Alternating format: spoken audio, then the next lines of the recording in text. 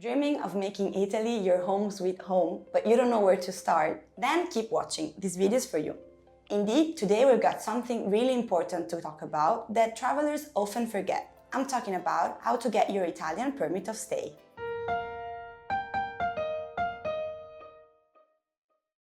Ciao a tutti and welcome back to the Italian for a While channel, your go-to destination for all things Italy. If you haven't done it yet, don't forget to subscribe to our channel for more tips and tricks on how to get the most out of your learning experience in Italy.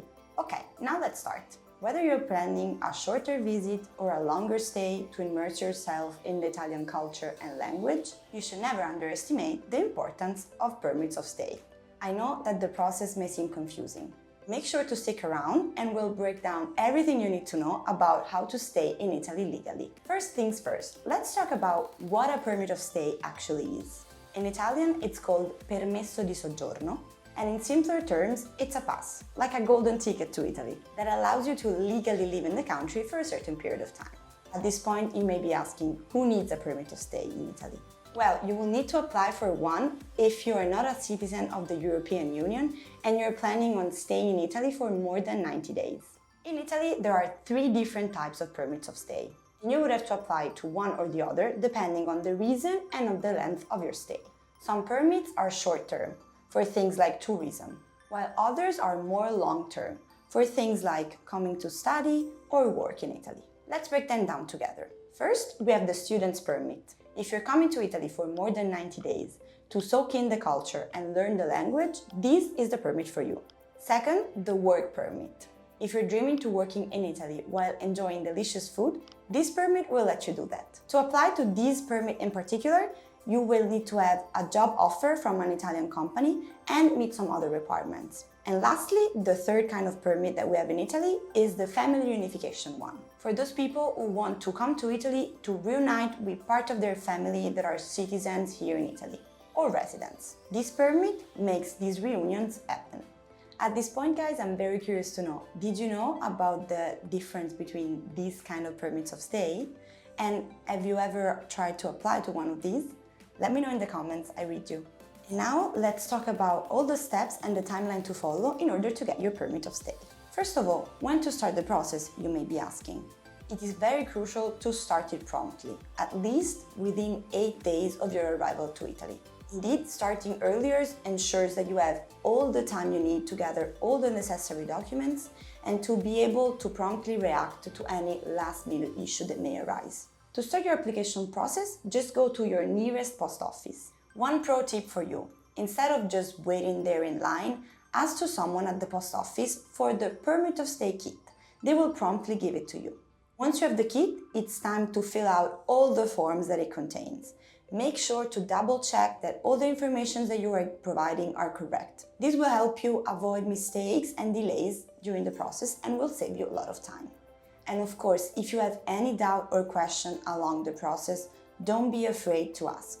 The post office staff is there to help you throughout the entire process. And now let's talk about the steps to follow. When starting your application, make sure to have all the necessary documents. This includes your passport, your visa if applicable, health insurance, proof of accommodation, proof of financial means. You will also need a special stamp to put on your application. In Italian, it's called bollo. It costs 16 euros and you can find it at any tabacchi here in Italy. Then, once completed the application, the next step will be to go back to the post office with all your documents, the completed forms, the stamp you just bought, so the bollo, and any additional document that you may require.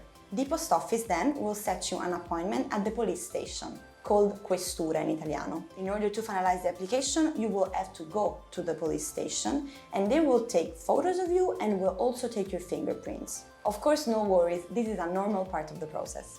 And finally, once your permit is approved, you'll be notified by the police station, so by the questura, to go and pick it up. A pro tip here, when collecting your permit, always double check that all the information contained are correct. If you spot any mistake, immediately notify the authorities and they will fix it for you right away. Now, one little parenthesis for you regarding waiting times. Application processes can last weeks or even months, depending on the period of the year and on how many permits the police station is working on at that specific time. So if you get worried about the waiting time, just feel free to double check with the authorities. Okay, so our journey is about to end, but first let's cover another very important thing: the renewal and extension process of your permit to stay. That's right, the permesso di soggiorno expires. So if you decide that you want to stay in Italy for longer than you had originally planned, make sure to renew it in time. The renewing process is very similar to the one that we just described. So you apply, you collect all the documents, you fill the forms, and then you just send them in.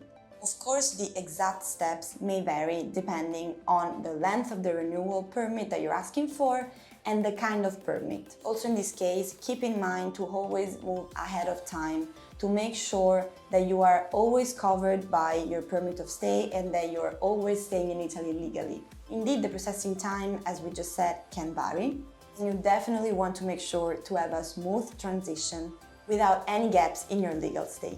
Well guys, that brings us to the end of our journey on discovering permits of stay in Italy.